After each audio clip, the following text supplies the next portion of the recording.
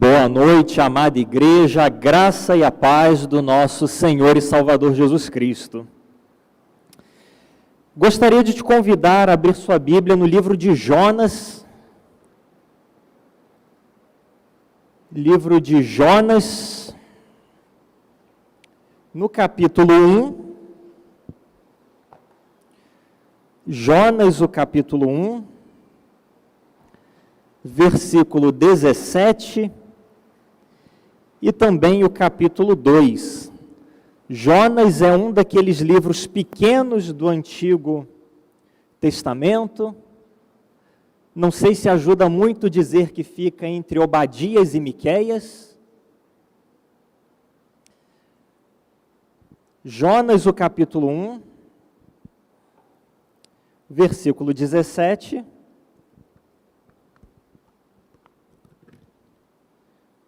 E nós vamos ler também o capítulo 2, os 10 versículos. Na verdade, nós temos estudado o livro de Jonas com alguma atenção, com alguma profundidade, com os jovens e adolescentes da nossa igreja, aos sábados de 15 em 15 dias. Tem sido um tempo de muito crescimento, de muita edificação, de modo que nos pareceu adequado compartilhar também com a igreja os frutos desse estudo que nós temos feito aqui como juventude. E o tema que eu gostaria de dar à minha fala desta noite é graça que salva. Graça que salva. Jonas, o capítulo 1, versículo 17, e também o capítulo 2, todo ele, o texto diz o seguinte: Então o Senhor preparou um grande peixe para que engolisse Jonas, e ele ficou 3 dias e 3 noites no ventre do peixe. Do ventre do peixe, Jonas orou ao Senhor seu Deus e disse: Clamei ao Senhor na minha angústia e ele me respondeu. Do ventre do Sheol gritei e tu ouviste a minha voz. Pois me lançaste nas profundezas, no coração dos mares, e as correntes de água me cercou. Todas as tuas correntes e ondas passaram por cima de mim. Eu disse: fui expulso da tua presença. Como poderei ver o teu santo templo novamente? As águas me cercaram até a alma, o abismo me rodeou e as algas se enrolaram na minha cabeça. Afundei até os fundamentos dos montes, a terra me aprisionou para sempre com as suas trancas. Mas tu fizeste subir a minha vida da sepultura, Senhor meu Deus.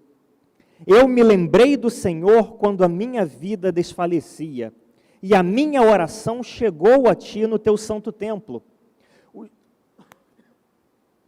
Os que se apegam aos ídolos inúteis afastam de si a misericórdia, mas eu te oferecerei sacrifício com voz de ação de graças. Pagarei o meu voto. A salvação pertence ao Senhor. O Senhor deu ordens ao peixe e este vomitou Jonas na terra. Quero te convidar a fechar os seus olhos, nós vamos orar mais uma vez. Deus amado, a tua preciosa, poderosa, inspirada palavra foi lida neste momento, Pai. O nosso coração está cheio de expectativa de ouvir a tua voz, de receber direcionamento da parte do Senhor, de receber despertamento, de receber encorajamento. E é por isso que nós te pedimos que o Senhor abra as nossas mentes, abra o nosso coração e nos permita compreender as insondáveis maravilhas da tua lei, Pai. Fala conosco, é o que nós te pedimos em nome de Jesus. Amém.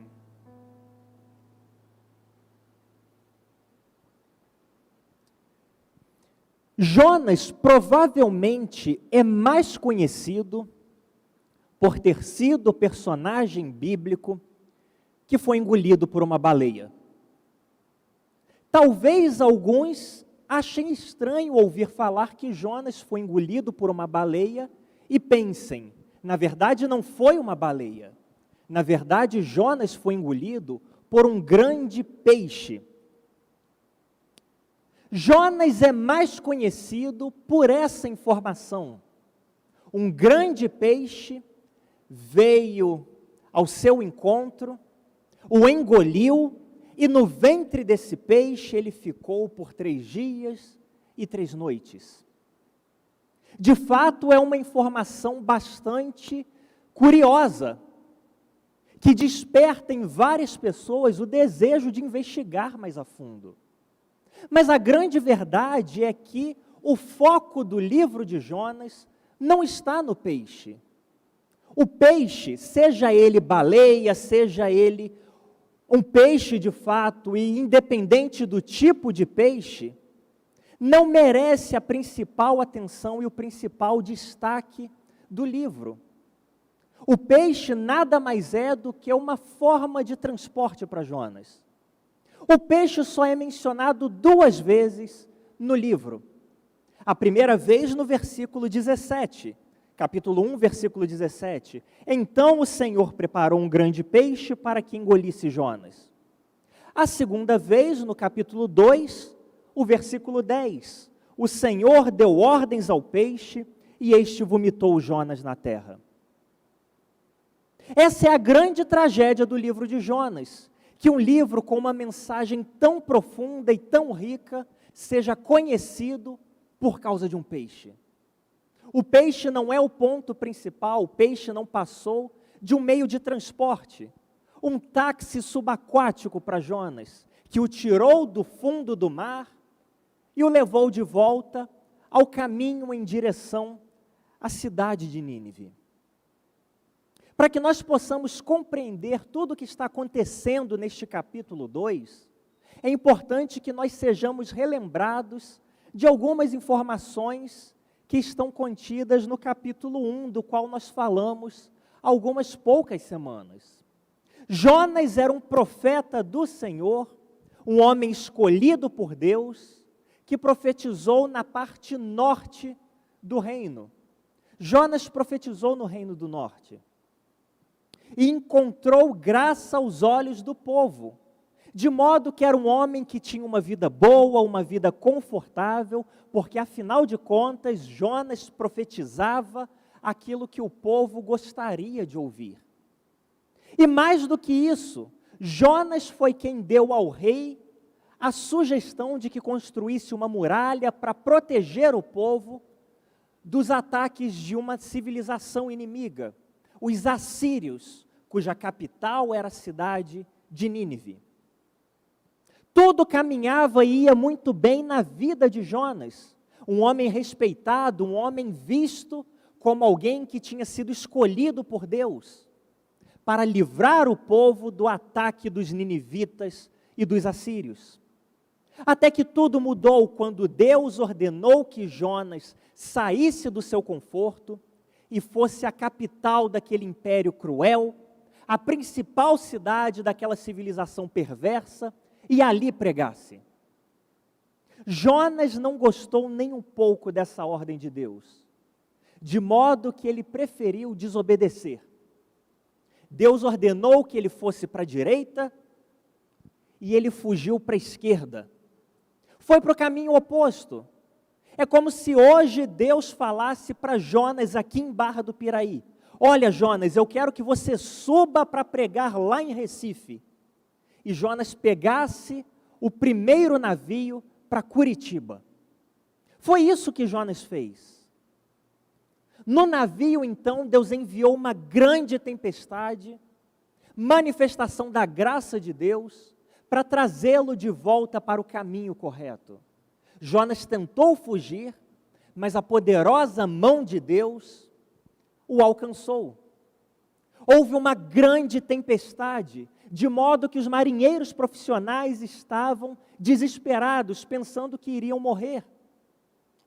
Esvaziaram o seu navio das cargas desnecessárias, oraram aos mais diversos deuses e nada de a tempestade acalmar. Até que descobriram Jonas, servo do Deus que fez o céu e o mar, escondido lá no navio. Perguntaram então a ele: Jonas, nos conte o que nós devemos fazer para que essa tempestade seja acalmada. E Jonas respondeu: me lancem ao mar e tudo vai ficar bem. Depois de um tempo de dilema, de um tempo de consideração, os marinheiros decidiram fazer isso. Lançaram Jonas ao mar.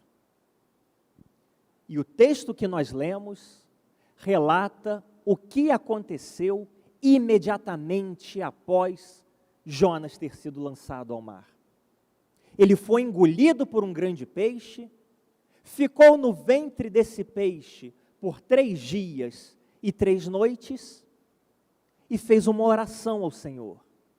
Na verdade, durante toda essa história, durante todo o seu trajeto, esta foi a primeira vez que Jonas orou e falou com Deus. A partir do capítulo 2, a história fica completamente diferente. No capítulo 1, nós temos agitação, nós temos tempestade, ventos fortes, marinheiros pensando que vão afundar. Mas no capítulo 2, nós temos tranquilidade, silêncio, nós temos solitude. Quando nós lemos esse texto com mais atenção, a impressão que nós temos é que nós estamos junto com Jonas, afundando no coração do mar, na escuridão do mar, até que vem um peixe, nos engole, e nós ficamos ali, longe, livres de toda agitação, livres de todo tumulto, no silêncio, espaço propício para a oração. Jonas começa a orar então. A oração de Jonas, e nós vamos olhar para ela com alguma atenção, na verdade está na forma de um salmo. Nós pensamos ou tendemos a pensar que salmo só existe no livro de Salmos. Mas na verdade, salmo é um estilo de escrita, uma forma de composição literária. Nós encontramos salmos não apenas no livro dos Salmos, mas em outras passagens várias da Bíblia. E esse texto que nós lemos é um dos salmos fora do livro de Salmos. Soa como um salmo, tem elementos de um salmo, tem a aparência e a forma de um salmo, e de um salmo muito bem escrito. A oração que Jonas faz é uma oração extremamente bíblica, é uma oração extremamente profunda, com fortíssimos elementos teológicos. Veja, por exemplo, o versículo 2, Jonas, o capítulo 2, versículo 2, disse: clamei ao Senhor na minha angústia e Ele me respondeu, do ventre do Sheol gritei e Tu ouviste a minha voz. Se nós ouvíssemos alguém lendo esse versículo sem saber a que livro pertence, muito provavelmente nós diríamos: foi Davi que escreveu isso. Clamei ao Senhor na minha angústia e Ele me respondeu. Do ventre do Sheol eu gritei e Tu ouviste a minha voz. Olha como parece um salmo com fortes verdades bíblicas. Por exemplo, o versículo 8, os que se apegam aos ídolos inúteis afastam de si a misericórdia. Que grande verdade bíblica é essa? Quem se apega a ídolos feitos por mãos humanas, inúteis, não encontrarão a misericórdia. Todo salmo tem um versículo que é o principal. Essa oração de Jonas, esse salmo de Jonas, tem um versículo principal, que é justamente o versículo 9, principalmente o final do versículo. A salvação pertence ao Senhor. A salvação pertence ao Senhor. Que mensagem profunda! E mais do que isso, que mensagem verdadeira! A salvação pertence ao Senhor. Quando nós lemos esse salmo, nós lemos essa oração de Jonas, quando nós acompanhamos a história de Jonas desde o início e o ouvimos dizer a salvação pertence ao Senhor, no final da sua oração, a impressão primeira que nós temos é: bom, Jonas começou errado, ele começou desobedecendo a Deus, começou fugindo de Deus, mas agora ele entendeu a verdade que Deus queria revelar a ele. Ele entendeu de fato que Deus é um Deus que salva. Deus salvou os marinheiros na tempestade, Deus enviou um peixe para salvar o próprio Jonas, Deus queria salvar os ninivitas. Quando nós lemos esse texto pela primeira vez, a impressão que nós temos, ou a primeira impressão que nós temos é: Jonas começou errado, mas ele achou o seu rumo, ele se arrependeu, ele seguiu o caminho correto depois disso, ele acertou as contas com Deus nessa oração. Jonas finalmente entendeu que Deus é um Deus que quer salvar, que Deus é um Deus de amor, um Deus gracioso, e que a graça de Deus é poderosa para salvar mesmo aqueles terríveis e perversos moradores de Nínive. Mas, na verdade, essa é só uma primeira impressão. Talvez seja a primeira impressão de todos nós.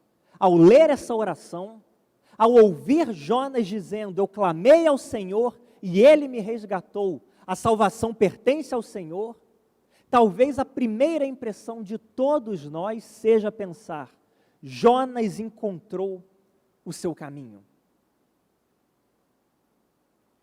Mas quando nós olhamos mais a fundo, que eu quero te convidar a fazer comigo nessa noite, nós percebemos que, na verdade, essa oração de Jonas, por mais que pareça um salmo como tantos outros, por mais que seja permeada de verdades bíblicas, de conceitos teológicos sólidos, não é uma oração de alguém que se arrependeu de verdade. A oração de Jonas, por mais que tenha a aparência de uma oração genuína, de alguém que se consertou com Deus, não é uma oração de alguém que se arrependeu de verdade. Jonas disse uma coisa, nos deu a entender uma coisa. Mas, na verdade, apesar de toda a linguagem bíblica, de todo o formato, o coração de Jonas ainda precisava encontrar arrependimento. É um elemento muito sutil que nos leva a enxergar isso no texto. E, no entanto, extremamente profundo.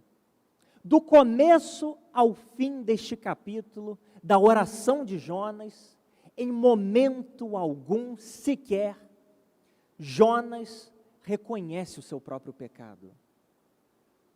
Jonas sabe que agiu errado, Jonas tem plena consciência de que desobedeceu a Deus, de que está no fundo do mar por conta da sua desobediência, e em momento algum ele se arrependeu.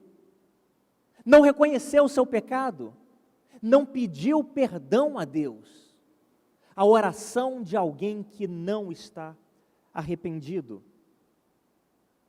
Toda a linguagem bíblica, a forma de um salmo, a menção à salvação que pertence ao Senhor, pode nos levar a entender e a achar que Jonas se endireitou.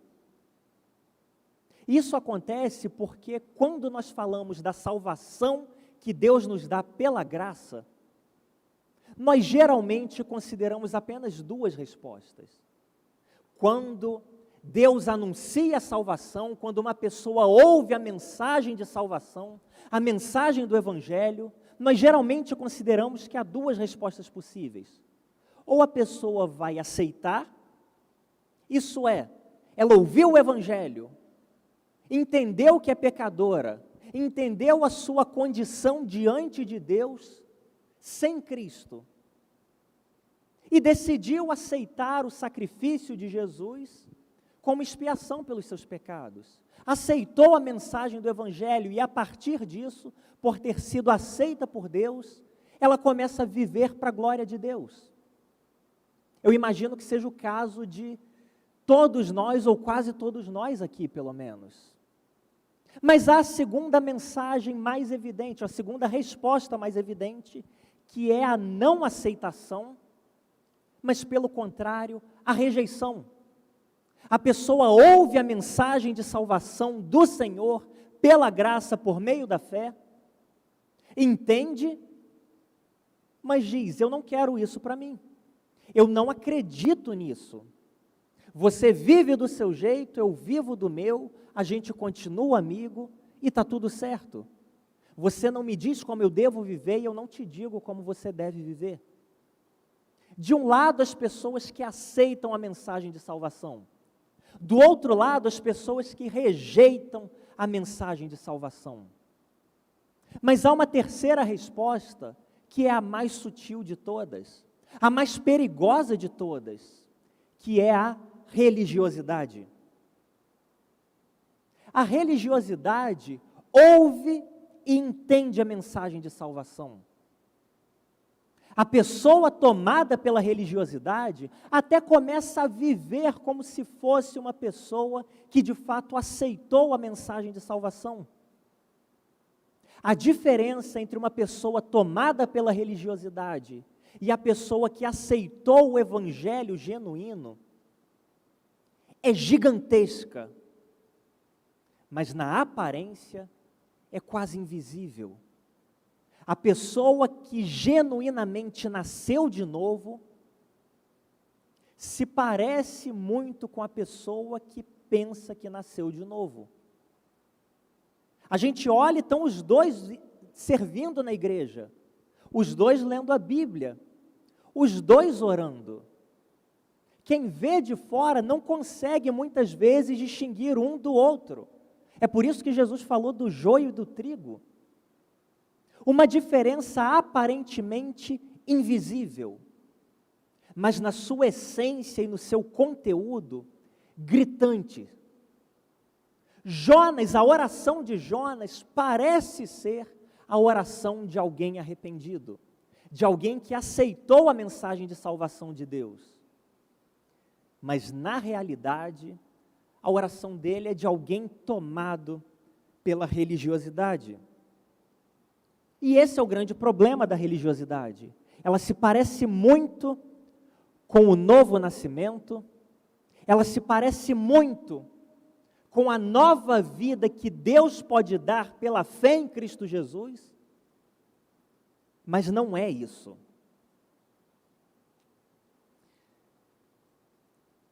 Esse texto vem para nos trazer um alerta e nos fazer pensar e repensar a respeito da nossa própria vida. Se de fato somos pessoas que nasceram de novo, ou somos apenas religiosos, que tem toda a forma de um arrependido, que tem toda a forma de alguém que se reconciliou com Deus, mas que na verdade não é nada disso. Como detectar a religiosidade no seu coração? Tem algumas perguntas que a gente pode fazer que nos ajudam a chegar à profundidade dessa questão. Você está seguindo a Cristo por causa de Cristo ou por causa de você mesmo? Você busca a Deus por causa de alguma coisa que Deus pode te dar? Ou porque você simplesmente quer Deus e Ele te basta? Você busca a Deus para ter as bênçãos de Deus ou para ter comunhão com Ele? Religiosidade e evangelho parecem a mesma coisa, mas são completamente diferentes. A religiosidade vê Deus como um meio para se obter um fim. O evangelho vê em Deus o próprio fim. A religiosidade diz: obedeça a Deus e você vai ser salvo. Enquanto o evangelho diz: você já foi salvo por Cristo. viva para a glória de Deus, obedeça a Deus. Pessoas religiosas, quando estão vivendo de acordo com um padrão que elas julgam ser aceitável a Deus, elas se sentem orgulhosas. Elas exibem uma humildade que se exalta. Graças te dou, Pai, porque não sou como os demais pecadores. Enquanto a pessoa que nasceu de novo, ela sabe da sua real situação. Ela sabe da sua real condição, de que ela é miserável pecadora, mas também sabe que foi plenamente aceita por Cristo. As pessoas tomadas pela religiosidade vivem uma espécie de troca com Deus. Eu vivo direito, eu obedeço a Deus, Deus tem que me dar algumas coisas. Deus tem que me abençoar. E quando Deus não abençoa, essas pessoas ficam ou extremamente frustradas ou furiosas com Deus. Enquanto as pessoas que entenderam o Evangelho de verdade, sabem que bênçãos de Deus são coisas boas, mas continuam buscando e servindo a Deus da mesma maneira, independente do que acontecer. Na aparência, é muito próximo, mas a essência, a motivação é extremamente diferente. A oração de Jonas parece a de alguém que se arrependeu, de alguém que se consertou com Deus e buscou o caminho correto. Mas diversos elementos na sua oração nos mostram que Jonas era uma pessoa tomada pela religiosidade.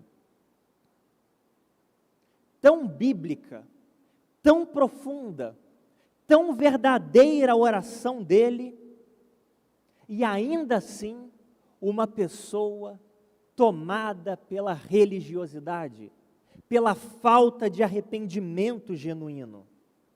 A começar pelo fato de que ele obedeceu a Deus, não porque ele queria agradar a Deus. Ele obedeceu a Deus porque não tinha mais para onde ele correr. Ele não obedeceu a Deus pelo desejo de viver para a glória de Deus. Ele obedeceu a Deus porque Deus o arrastou pelo pé e não lhe deu outra saída. A oração de Jonas é a oração de uma pessoa sem arrependimento. E eu gostaria de destacar com você 3 características da vida de Jonas, expressas por meio da sua oração, que deixam claro isso para nós. E o mais importante é que talvez esses elementos não pertençam apenas a Jonas, que viveu há tanto tempo, mas é bem possível que algumas pessoas, talvez aqui hoje, talvez ouvindo pela internet, pareçam ter tido um arrependimento verdadeiro, pareçam ter sido verdadeiramente salvas, quando na verdade foram tomadas pela religiosidade. Nunca entenderam, experimentaram verdadeiramente o que significa ser salvo pela graça. A salvação pertence ao Senhor. 3 características que fazem parte da vida de Jonas e talvez da de alguns aqui. Em primeiro lugar,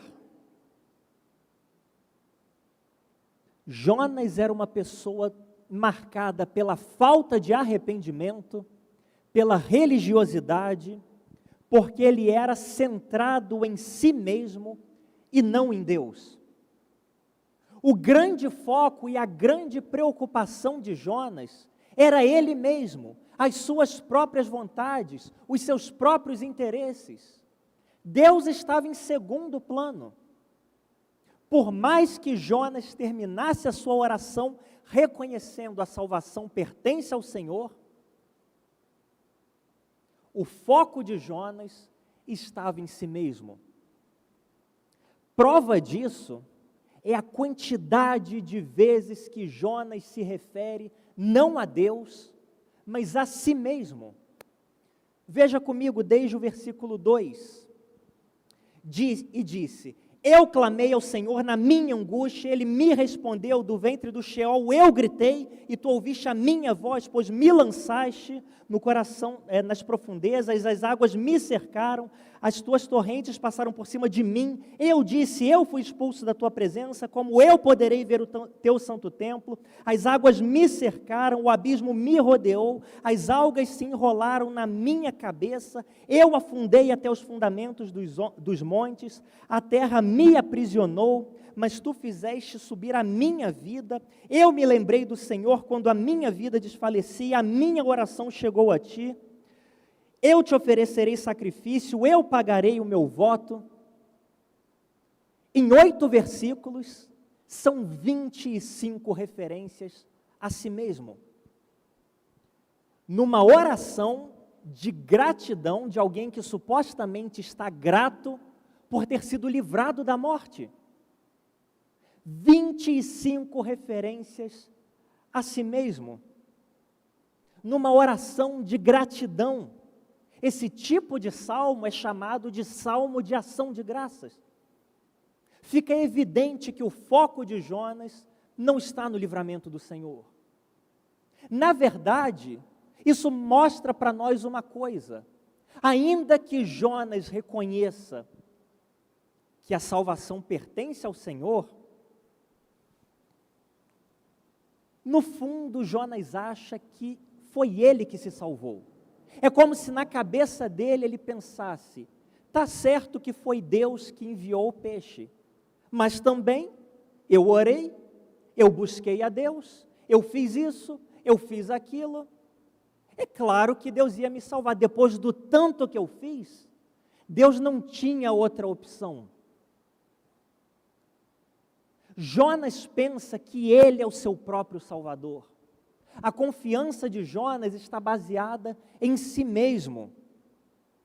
Deus salvou, mas porque Jonas agiu em primeiro lugar. E essa é uma marca de uma pessoa, é uma das marcas de uma pessoa tomada pela religiosidade. A pessoa tomada pela religiosidade é sempre a salvadora de si mesmo. É sempre ela que tem a solução. É sempre o seu braço, é sempre a sua ação, é sempre o seu passo, é sempre o que ela faz que produz a salvação. Ainda que Jonas termine a sua oração dizendo, a salvação pertence ao Senhor, todo o restante do salmo aponta para o seguinte: eu mesmo fiz Deus me salvar. Eu agi de tal forma que Deus me salvou. O que é completamente contrário à mensagem do Evangelho. É isso que nós lemos lá no na carta de Paulo aos Efésios, no capítulo 2, versículos 8 e 9, quando Paulo diz, vocês são salvos pela graça, por meio da fé. E isso não vem de vocês. É um presente de Deus. Não vem de obra alguma que vocês possam fazer, que nós possamos fazer, para que ninguém se glorie. Essa é a mensagem do Evangelho, a salvação pertence ao Senhor e ela é operada por meio da graça. Mas uma pessoa religiosa não entende isso. Ela entende que Deus lhe deve alguma coisa. Ela entende que Deus está em dívida com ela, dependendo de como ela vive. Ela entende que se ela faz alguma coisa, Deus tem a obrigação de responder de acordo. Marca de uma pessoa tomada pela religiosidade, que não entendeu verdadeiramente ainda o que é o Evangelho, a misericórdia de Deus derramada sobre nós, sem que nós merecêssemos e jamais mereceríamos. Mas há ainda uma segunda marca de uma pessoa tomada pela religiosidade. Em primeiro lugar, uma pessoa tomada pela religiosidade, que não experimentou um arrependimento verdadeiro, ela é focada em si mesma. Ela pensa antes de tudo em si mesma. ela é o herói das suas próprias histórias. Se Deus faz alguma coisa, é por causa dela. Mas em segundo lugar, uma segunda marca na vida de Jonas, Jonas confiava na sua própria justiça e não na justiça de Deus. Jonas confiava na sua própria justiça e não na justiça de Deus. Uma pessoa tomada pela religiosidade, uma pessoa que não entendeu e recebeu arrependimento verdadeiro, não recebeu o evangelho genuíno, nunca está errada. Ela nunca está errada. Se alguma coisa ruim acontece com as outras pessoas, olha lá, mas está vendo? É claro, vive desse jeito, as consequências um dia vêm. Mas quando as coisas vão errado para ela mesma, ela é vítima. Ela nunca está errada. Se as coisas dão errado para os outros, busca deuses falsos, vive de uma maneira que desagrada a Deus. Veja, por exemplo, o versículo 8. Os que se apegam aos ídolos inúteis afastam de si a misericórdia. Isso é uma referência aos marinheiros do primeiro capítulo, que estavam todos eles apavorados com o naufrágio, o iminente naufrágio, e começaram a clamar a deuses falsos, a ídolos. Talvez tenha todo mundo morrido. E a resposta de Jonas para a morte daquelas pessoas é claro que eles morreram. Eles se apegaram aos ídolos inúteis. Eles clamaram a deuses falsos. Claro que eles afastaram de si a misericórdia. Mas quando Jonas olha para a sua própria situação, 3 dias e 3 noites no ventre de um peixe, ele não pensa que ele está errado. Ele pensa antes que é uma vítima. Versículo 3 e 4 dizem, versículos 3 e 4 dizem: pois tu me lançaste nas profundezas, no coração dos mares, e a corrente das águas me cercou. Todas as tuas torrentes e ondas passaram por cima de mim. Eu fui expulso da tua presença. Sou uma pessoa inocente e fui expulso da tua presença. Ah, Deus, por que o Senhor fez isso comigo? Eu não caminhava errado, eu não agia de uma maneira má diante do Senhor, mas o Senhor me lançou nas profundezas e no coração dos mares. As tuas torrentes passaram por cima de mim, Deus. Eu sou vítima. Na verdade, Deus, o que Jonas está dizendo, eu não estou agindo errado. Aqueles marinheiros lá, que talvez tenham todos eles morrido, com razão pereceram, porque se apegaram a ídolos inúteis e afastaram de si a misericórdia. Mas não eu, Deus. Versículo 9 diz: eu te oferecerei sacrifício com voz de ação de graças, eu pagarei o meu voto. Percebe como a destruição de todos os marinheiros é justa aos olhos de Jonas, mas a sua própria circunstância e situação é injusta, porque para ele mesmo, ele é vítima. É isso que uma pessoa tomada pela religiosidade faz. Ela não reconhece os seus erros. Se dá errado para as outras pessoas, é justo, é merecido. Afinal de contas, procurou. Se dá errado para ela, eu fui expulso da tua presença, Deus. Por que é que o Senhor me trata assim? A vontade que dá é de falar: peraí, Jonas, não é que Deus te expulsou da presença dele e te lançou nas profundezas do mar. Você fugiu de Deus. Eu li o capítulo 1, eu sei o que você fez. Deus te mandou para um lado e você correu para o outro, Jonas. Não vem se fazer de vítima agora, porque a realidade não é essa. Uma pessoa tomada pela religiosidade confia na sua própria justiça. Ela sempre está certa. Ela sempre tem justificativa. Ela sempre tem uma resposta para dar.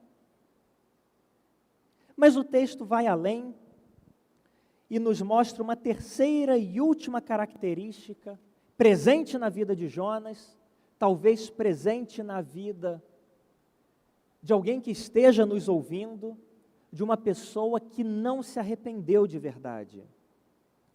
Jonas parecia uma pessoa justa, mas não demonstrava arrependimento. Parecia uma pessoa correta. Quem lê somente a oração dele pensa, esse homem está no centro da vontade de Deus. Mas ele não demonstrou arrependimento, e é isso que uma pessoa tomada pela religiosidade faz. O autor do livro quer deixar uma coisa muito clara para nós. Ele quer deixar claro que Jonas não é o herói da história. A salvação não pertence a Jonas. Mas ele quer deixar claro também que Jonas não é vítima de tudo isso que ele está vivendo. Na verdade, Jonas foi o arquiteto da sua própria história nesse momento. Ele só foi parar no fundo do mar, dentro de um peixe, por causa do caminho que ele mesmo seguiu. Essa é a grande tragédia relatada no capítulo 2 de Jonas. Jonas parece certo, parece arrependido. A oração de Jonas é repleta de verdades bíblicas, mas Jonas não está arrependido. Em momento algum, Jonas faz como Davi fez. Certamente pequei e fiz o que é mal aos teus olhos. Em momento algum, Jonas reconhece a sua transgressão e a sua desobediência. E é isso que uma pessoa não arrependida, tomada pela religiosidade, faz. Se justifica, se explica, mas não reconhece. Não fala em momento algum, miserável homem que sou, me perdoa, Deus, eu errei, eu falhei, tem misericórdia de mim, Deus. Jonas exibe todas as características de alguém que não encontrou arrependimento ainda, de alguém que ainda precisa ser salvo pelo Senhor. Mas ele disse uma verdade: a salvação pertence ao Senhor. A salvação pertence ao Senhor.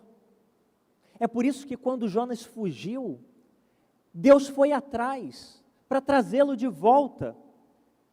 Quando Jonas estava se afogando, Deus enviou um peixe para resgatá-lo. Quando Jonas demonstrava falta de arrependimento genuíno, Deus mais uma vez teve misericórdia dele e lhe concedeu mais tempo ainda. A salvação pertence ao Senhor. Jonas não é o herói da história dele. Eu e você não somos os heróis da nossa própria história. Deus não nos deve nada. Não vivemos num relacionamento de troca e barganha com Deus.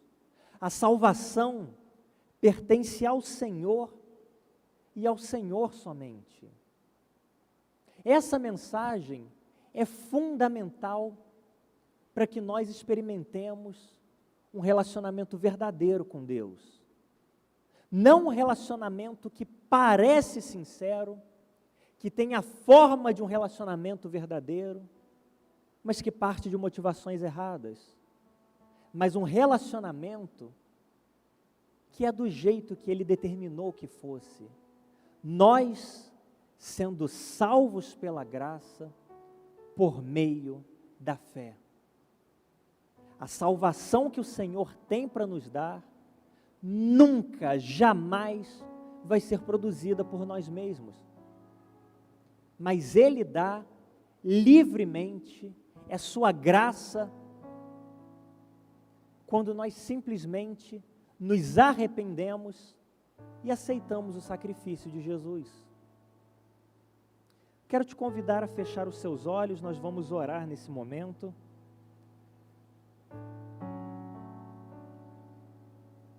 E eu quero orar de uma forma muito especial e pontual com você, que por pouco tempo, talvez por muito tempo, tem vivido a vida como se tivesse de fato aceitado a mensagem do Evangelho. Mas na verdade, olhando para a vida de Jonas e com o Espírito Santo falando ao seu coração, você percebe que na verdade você nunca se arrependeu de verdade. Na verdade, o que você busca de Deus, busca em Deus, não é um relacionamento e a salvação que vem pela graça por meio da fé. Mas você espera que Deus te salve por causa daquilo que você tem feito. Você espera que Deus te salve por causa dos seus próprios esforços, por causa do seu modo de viver, por causa da sua maneira de agir. Mas talvez hoje o Espírito Santo de Deus tenha trazido luz ao teu coração e você tenha percebido isso, que até então o seu relacionamento com Deus não é um relacionamento verdadeiro, mas é marcado pela religiosidade. Se você gostaria nesse momento de reconhecer isso diante do Senhor, eu quero orar com você, eu quero te convidar a levantar uma das suas mãos para que eu possa te identificar. Há alguém que percebe na sua própria vida elementos da religiosidade? Uma pessoa lá atrás, Deus abençoe. Mais alguém? Mais uma pessoa, Deus abençoe. Talvez por tanto tempo você tenha vivido como se tivesse recebido a mensagem do Evangelho, mas na verdade faltava o principal. E hoje você reconhece isso diante do Senhor. Mais alguém, além dessas duas pessoas que já o fizeram? Quero convidar a igreja a se colocar de pé, nós vamos orar, convidar o nosso pastor que vem aqui para orar.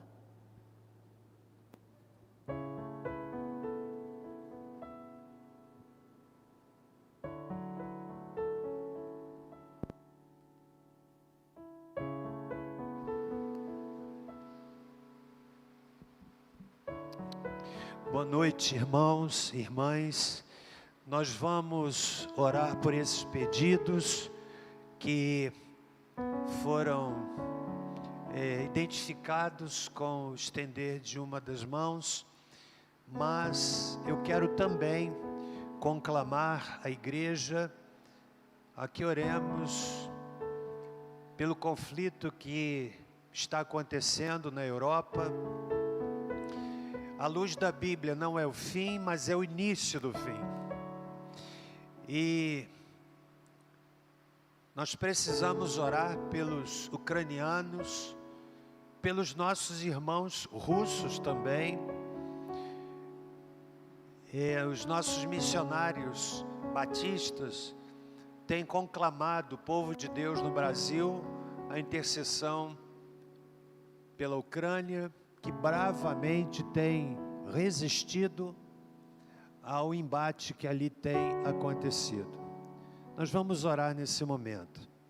Senhor Deus, nosso querido Pai, em nome do Senhor Jesus, nós nos colocamos em Tua presença.